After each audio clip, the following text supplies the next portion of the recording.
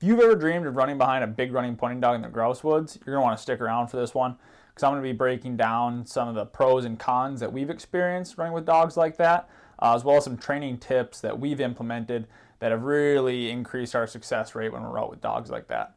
So I'm Kyle Blow with Wild North Kennel. We're located in northern Minnesota. We're lucky enough to get to spend 100 to 150 days in the year kind of chasing ruffed grouse. Lots of that behind dogs that I would consider to be bigger running. So just kind of want to share that experience with you of what we've experienced, as well as some tips and tricks that have really improved our hunting so that you can have better hunts as well. So first things first, when I talk about a big running dog, what I'm really referring to is range. So range is how far the dog actually hunts away from you. So within pointing breeds, you can have dogs that range a lot farther than others. So when I'm talking about a bigger running dog, what I'm referring to is a dog that ranges, somewhere in the 120 to 200 yard range. So the range,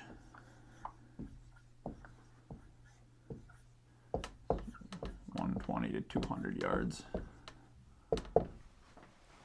And that's really what we consider to be big ranging the grouse woods. Any farther than that, even a 200-yard point takes us a really long time to get to the point, actually. It could be 5-6 minutes depending on the cover. So that's kind of what we consider to be big ranging. So let's start out with pros. So the pros of this kind of dog, the biggest one for us is really that these dogs tend to bring us to birds. So they bring you to birds.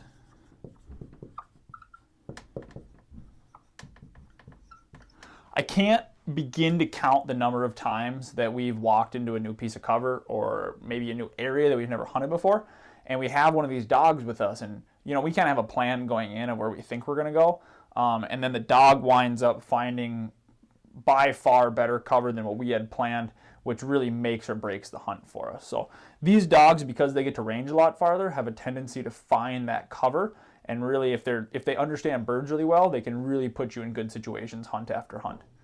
So the next pro for us, and this is more of a personal preference definitely, but they're just really fun to watch.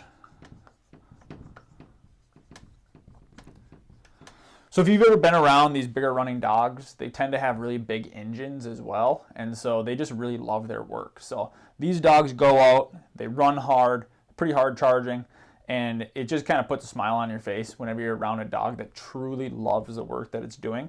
And these dogs tend to really exemplify that in big ways. So we just enjoy being around them and enjoy watching them work. Now, a couple of the cons that come with running dogs like this. So cons. The biggest one that we experience on kind of a regular basis would be that grouse in particular tend to run on these dogs, especially on these long points. So birds run on point. And really what's going on there is grouse have a tendency to really not behave in any way, shape, or form. If you've done any ruffed grouse hunting, you kind of know that. They can flush, they can run, they can do all sorts of things. Where the longer that these dogs are on point, the better chance of that grouse actually doing something like that. So when you start talking about 100, 150, 200 yard point, and it's taking you 6, 7, 8 minutes to actually get to that point, the chances of that bird being there are just a lot less. So we tend to experience more birds running on point, which means when we actually get there, the bird isn't there. It gives us a chance to relocate, which we'll talk about a little bit later, but that is definitely something we experience with these dogs. Kind of the other con, and again, this is more of a personal preference than it is like a hard and fast rule, but because they hunt in that like 150 yard range, we don't see these dogs very often. So they might check in every 15 minutes, but if you consider an hour-long hunt, that might only be 4 times where you actually see the dogs. So we just don't get to watch them work, which because we really like to watch them, not getting to see them that often is a bummer for us. So not seeing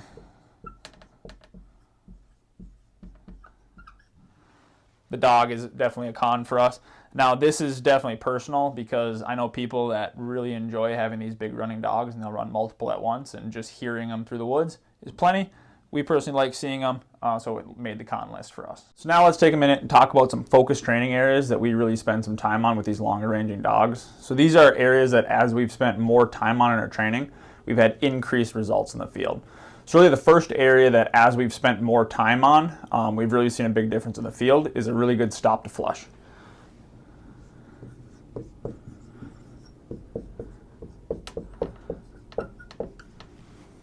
So what stop to flush is, it's a trained behavior where a dog essentially sees a bird flush and then stops. They don't chase it, they don't do anything. The key is that they didn't actually know the bird was there. So anytime a bird flushes, they stop. The reason this becomes really important is it's impossible for a dog to find every single bird that it comes across, whether the wind or wild flushes. There's all sorts of things that can go wrong. But if a dog chases every bird that it flushes, there's opportunity for it to ruin more hunting opportunities. So if you think about why a bird is in a specific location to begin with, it really comes down to that probably being a really good piece of cover. And if a bird flushes wild and the dog chases that bird into that piece of cover, they might blow the other birds out, which doesn't allow you to get any shooting opportunities. But if they stop as soon as that bird flushes, it allows you to get up there, walk in front of that dog, and then potentially get more shots. So stop to flush becomes really important, especially when your dog usually operates outside of shooting range. So the second area that I want to talk about is steadiness versus staunchness.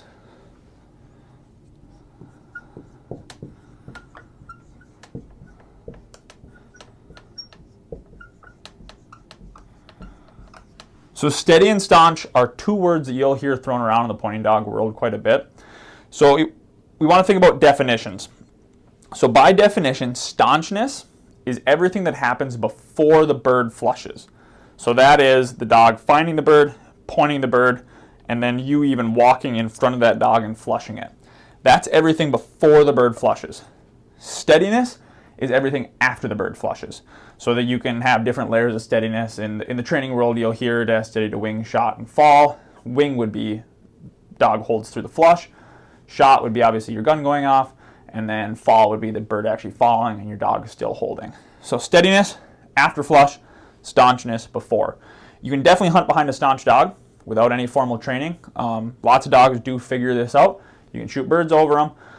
But steadiness is an area that we focus on specifically with these longer running dogs and really all the dogs, but it's really important for these longer running dogs because steadiness would be a dog going on point and the bird running away from it and that dog not breaking. That dog needs to be steady in that moment. So steadiness becomes really important because grouse, as we talked about earlier, definitely have a tendency to run on these dogs the longer that point is there, especially with us crashing through the woods coming up. That bird gets a little jittery and runs off. They need to be steady and not break in that moment. So minimum of steady to wing for us or steady to flush. We usually take them a lot farther than that, but it's a minimum of steady to flush for these longer ranging dogs. So last thing I want to talk about then isn't necessarily a behavior that we spend a lot of time training, but it's definitely one that takes a lot of training for a dog to develop, and that's the ability to relocate.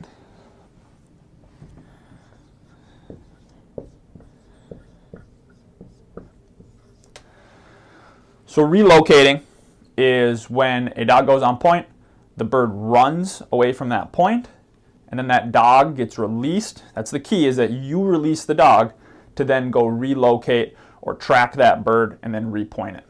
The key is that you release it, not that the dog releases itself. So that's the steadiness again. So the reason that we don't really train this is we haven't found a good way to replicate a bird actually running in the field. I mean, sure, you can have quail and stuff that run through the field, but it's not the same as a wild bird doing it.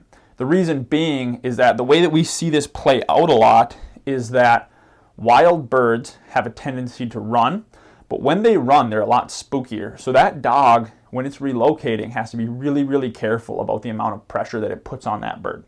So what we see lots of times, especially with young dogs, is because we have them steady, we'll get to that bird, we'll get to the dog, and the bird won't be there. We'll be able to tell because the dog will be looking around, flagging, just something indicating that it doesn't have body scent anymore. So we'll go up, we'll try to flush the bird a little bit, but then we'll release the dog, and that dog will start tracking the bird.